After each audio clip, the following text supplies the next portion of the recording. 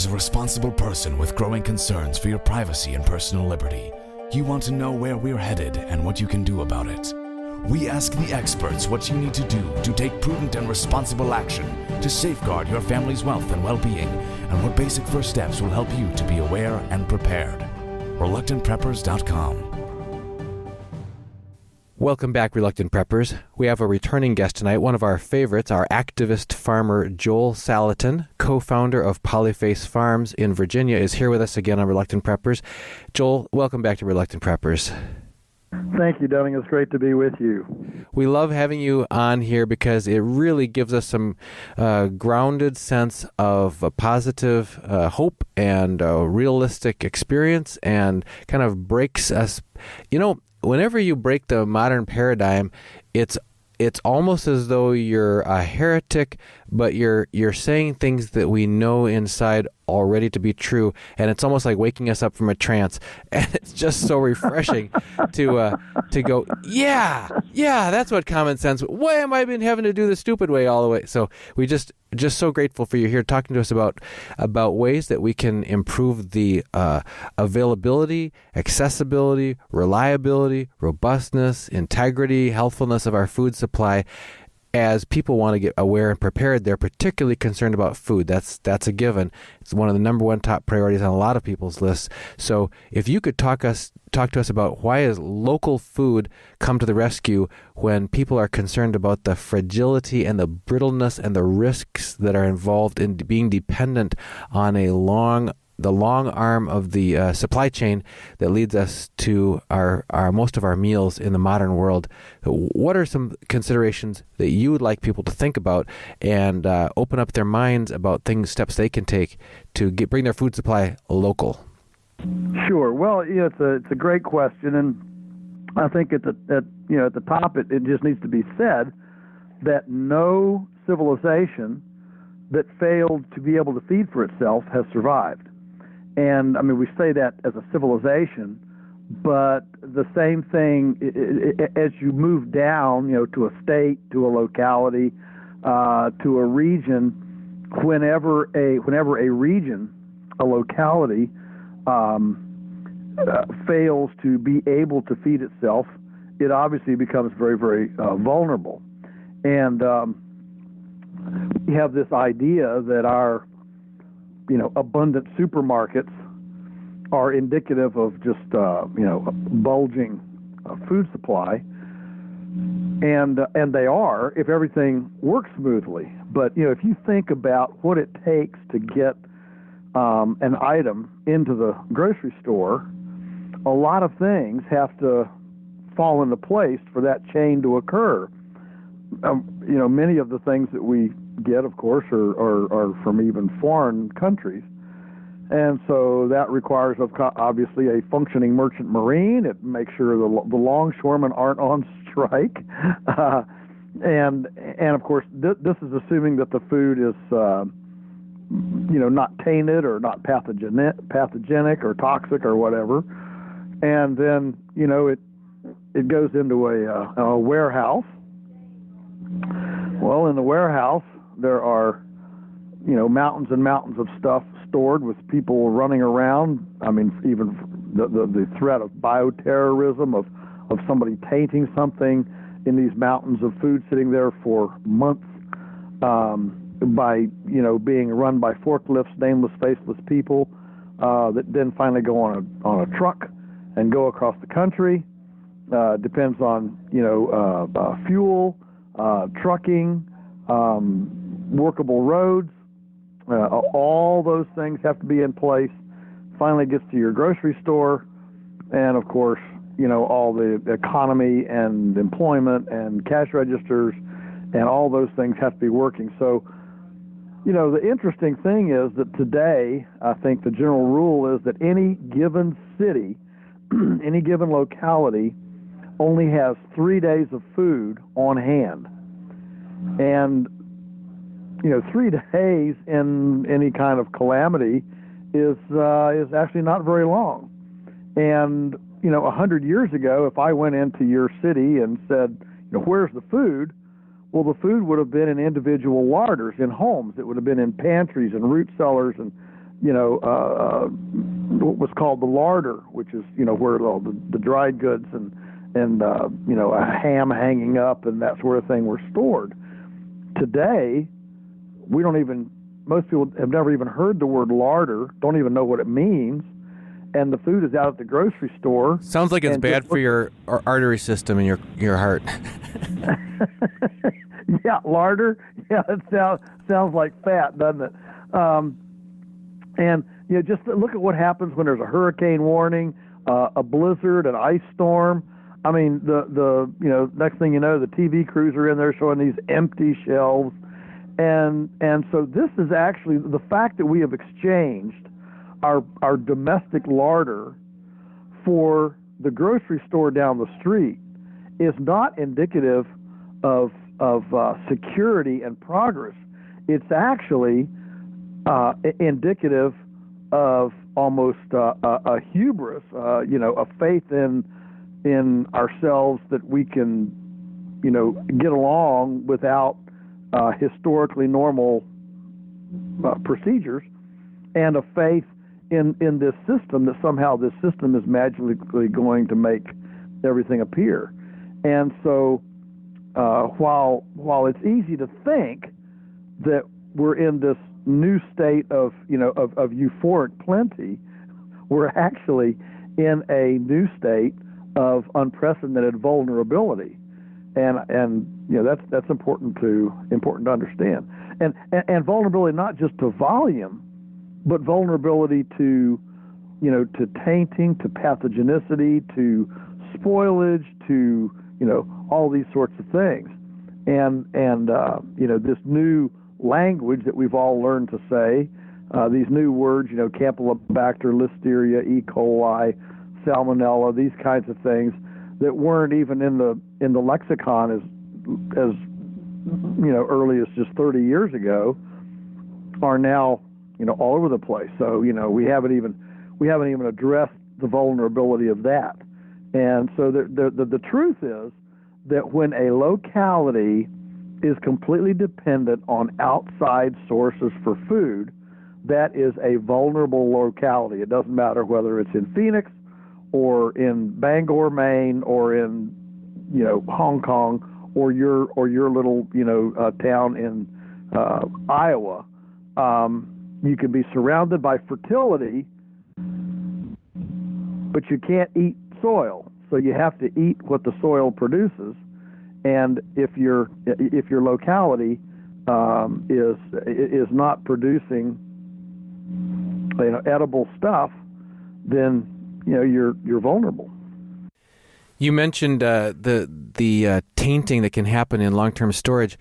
Ever since I was a kid and would visit supermarkets with my parents, and now as an adult as well, I've noticed, and people check your own memories about this, as you walk into the store or out of the store, especially if you ever duck past, like if they say, where's the restroom, what's behind these hanging plastic flaps, you got to go in here and around there. If you ever get to see the back operation, or even if you think about it, sometimes down the main aisles, the foodstuffs being stored right alongside and up next to pesticides, toxic chemicals, whether it's fertilizers or household cleaning chemicals or whatever, and just being intermixed. You can smell the the bug killers and the fertilizers in the same aisle, and right across they got the animal crackers or whatever, and it's just like this is something that you have no visibility of as a consumer, and yet this is part of the history of what you're bringing home and putting in and feeding to your family. Sure, Cheerios and chlorine. It's a real super combination.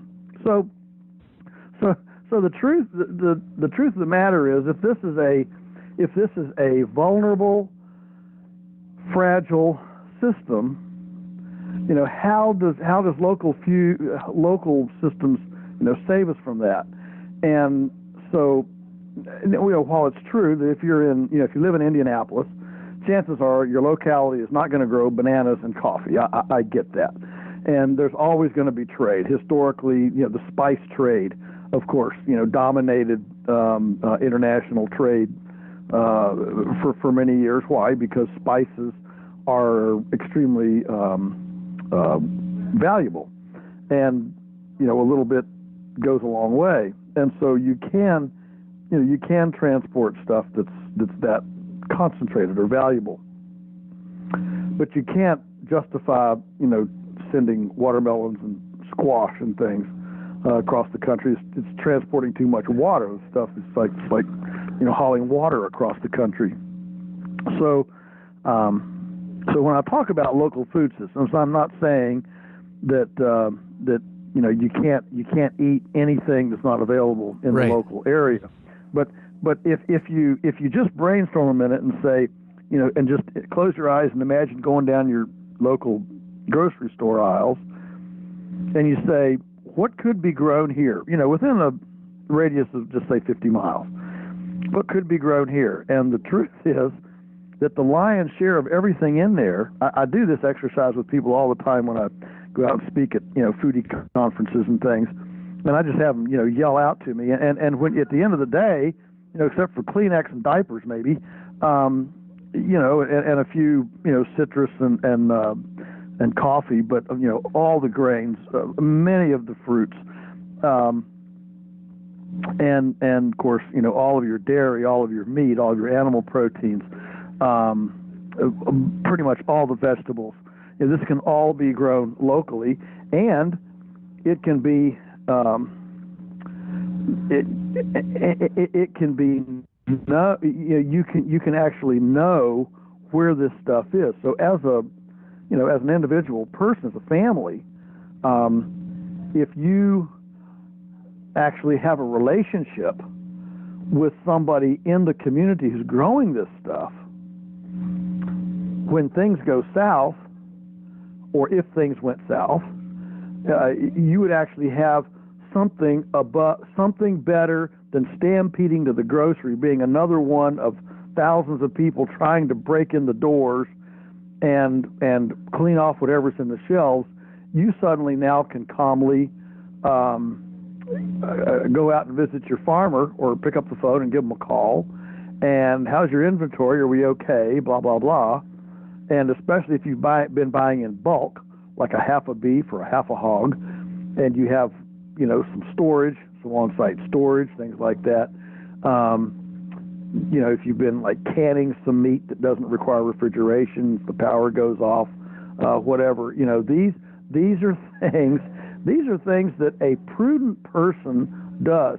One of the most interesting things that I've ever seen and have never forgotten it was down at Williamsburg, in Virginia. Next to Williamsburg is the Powhatan Village, and it's supposed to be a recreation of the way the Native American villages were, when Chief Powhatan, Pocahontas, and all that kind of stuff was going on. And you go there, and they've got these huts. They're not teepees. The iconic, Lakota Sioux that followed the bison with the real straight triangular teepee. These are more kind of squatty domes almost, with bent over saplings and buffalo hide covering them, skins covering them, and just a hole in the center. The chimney was quite a tremendous civilizational development, to get the smoke up out of the house, out of your eyes, out of your lungs. And anyway, smoke goes up in the lattice work of these things. Of course, there are no nails, so all this lattice work is just lashed together with cordage, probably cordage made from venison, from tendons and things, and lashed together. And up in there is hanging, fish and squash and corn and all of the food, the family's food. And it always struck me, it's one room, right? And so when you lie down at night with your beloved and you're looking up into the top, you're actually lying there looking up into your provisions.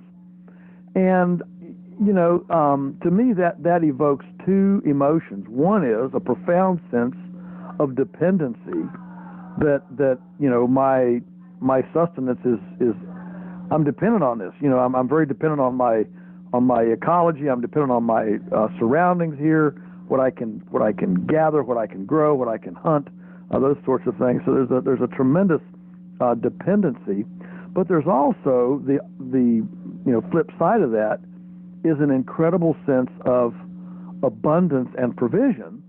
That look, there's what we've got for the next 4 months. Isn't that cool?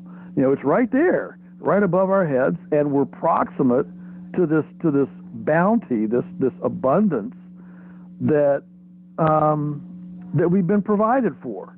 And I think there's a real almost a spiritual satiation there to the idea of going and lying down with your beloved and being that proximate to this storehouse of food. There's a great calm and a great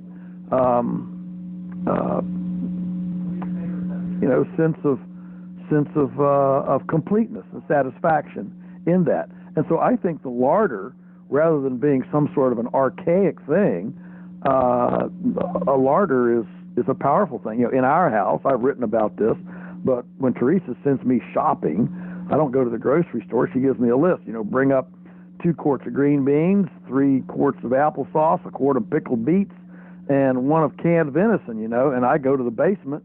We've got hundreds of quarts of canned goods down there, and I go down and I go shopping. I bring up the food from downstairs. I mean, the truth is that if everything collapsed, we could live very, very nicely for months and months on this storehouse of food. And that isn't indicative of sitting here, living like we're scared of tomorrow. That's not why we do it. We just do it because this is the way humans have lived throughout history, and it's simply a prudent way to live. So, anyway, that's a little of my thinking and my feeling about it, and the why and how this, how we can actually involve ourselves in a participatory way in kind of digging ourselves out of our own insecurity in our current day. And we were talking before we started the interview about nutrition and how that's connected with healthfulness. Can you talk to us a little bit about your thoughts on people imagining that some of the resources of the modern world might be unavailable? Food supply is part of it, and the medical system and some of the things that people rely on for wellness for their family. At least in the modern world, we've gotten used to thinking we have to go pay a lot of money for health, but what are some things to remember that have to do with this local food supply and locally grown things and fresh things, and how do you maintain the health and wellness of your family? How do you reduce the risk that you're going to need emergency medical assistance by just simple, prudent things you can do at home too? Well, first of all, I think that the quality of food changes dramatically when you move to local food systems. It actually packs a lot more punch. And so, for example, I'll just give an example. Let's take eggs. For example, we participated with a study done by Mother Earth News magazine back several years ago, where 12 of us in the country sent our eggs off to a lab to get them analyzed. And I'll just take out one ingredient. They measured about 10 or 12 things. I can't remember what all of them were, but one of them was folic acid, which, if you know anything about nutrition, is real important for pregnant women. And so the regular, supermarket egg, according to the USDA, measures about 48 micrograms of folic acid per egg, and our eggs measured 1,038. Holy smokes! Yeah, so I mean, this is not some little 10% deviation or 20% deviation. This is a multiplying kind of deviation. The same thing is true with grass-finished beef, with riboflavin with conjugated linoleic acid, the fats, all the polyunsaturated, saturated. The nutrient profile of non-industrial foodstuffs, from vegetables to meats and dairy and poultry, the nutrient profile is so profoundly different in these smaller systems and more ecologically friendly systems, or consistent systems, let's say, that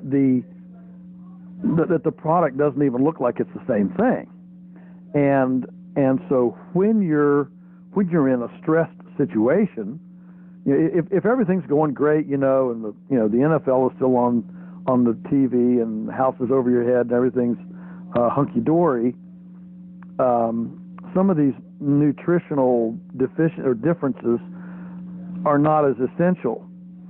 But in a stressful situation, if you're trying to fight if you've scratched your hand and you're trying to fight an infection, if you're emotionally distraught about something that's going on, from political to economic to whatever. Anyway, stress on your body, really is where these deficiencies, these differences, tease out and become far more important than when everything's just rocking along smooth. And so while we obviously are a big proponent of eating these foods while everything's hunky-dory, it's even more important when they're not. Now, you build up a head of steam if you eat high-quality foods when you're well. Then you actually build up what we call the immunological terrain, and so anything that's functioning better than normal is able to withstand shocks as it goes through. If you're already breaking down, then certainly you're not as able to withstand shocks. And so one of the best things that people can do for health and wellness to prepare for a downturn, whatever that downturn may be, is to simply maintain your own body's fuel at a very high plane of efficacy. And if that body's plane of fuel is good, and you go into whatever the crisis is, if you go into that crisis on a high plane of functionality, you have a lot better chance of withstanding whatever the shocks are if you go in with some, a little bit of wellness equity in your tank, if you will. You bet. Then if you go in already having problems due to drinking 3 soda pops a day and smoking a pack of cigarettes and living on Cheerios and Cocoa Puffs and Velveeta. That's an interesting aspect that I don't know that anyone we've talked with has mentioned over the past 3.5 years we've been doing this. If I can just recap what you just said, because it just stands out like a beacon here. Everybody talks about storing up supplies. People have talked about storing up tools, whether that's self-defense tools or practical other implements for getting work done. People have talked about storing up precious metals or money and that sort of thing. People have talked about building skills, which is absolutely practical, and building relationships. But I think this is the first time, we even had somebody talked about storing emergency medical supplies, but this is the first time anybody's mentioned about prepping or preparedness means storing up health and wellness in your body's nutritional profile of really being highly, I don't know how to say this exactly, but basically what you were saying about having a very effective and robust nutritionally sound body is one way of starting off any difficult situation, rather than starting from a place of near depletion and on the borderline of ill health. That's very, very profound, and so simple, and so close to home. Well, it is, and what's wonderful about it is that in a lot of ways, it's one of the more easy things to do. Just because, you're not talking about a radical change of life. You're not even talking about changing your menu. You're talking about maybe changing ingredients, but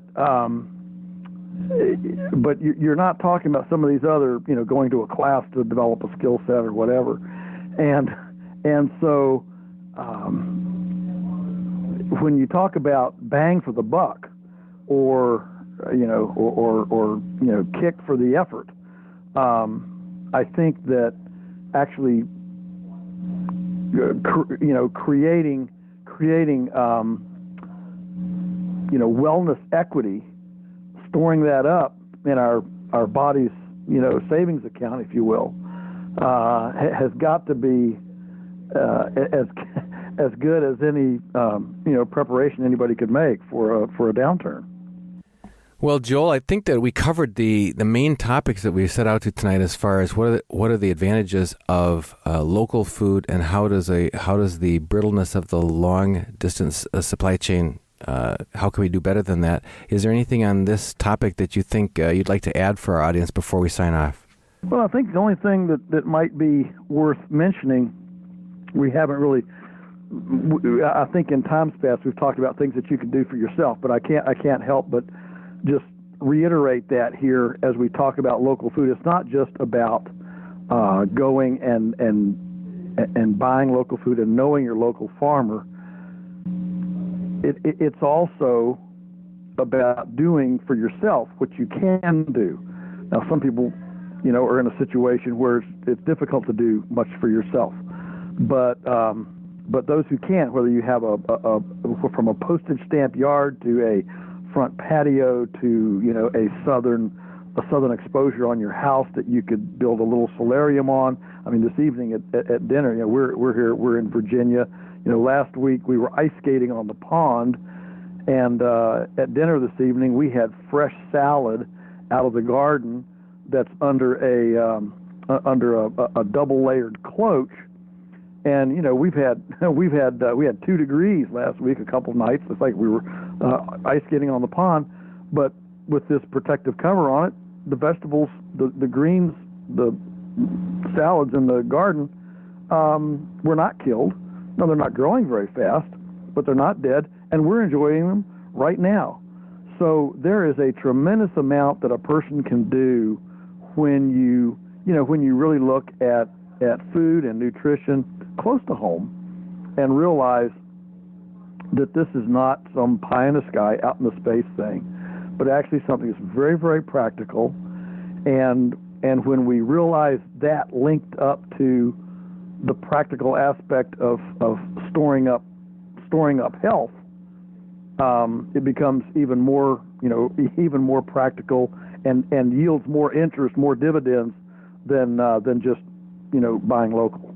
And again, as we've talked about as well, where I thought you might be going with this is it puts you in a position where you can be able to help others. These people that you're in relationships with. You mentioned know your farmer, know your food. These people that you're in relationships with, you can help each other, and by being a small-time producer yourself, it gives you something to barter with that may be different from what other people have as well. So you can help them as you get help your family at the same time. So, well, Joel, we just love having you on here, and we'll have you back again if we certainly can. And just thank you for making this work. I know you had some big storms there this week, and we had trouble getting our communications to work earlier, but we circled back around and got it to work. So just so grateful for having you back here with us again on Reluctant Preppers. Super. Thank you. It's an honor to be with you.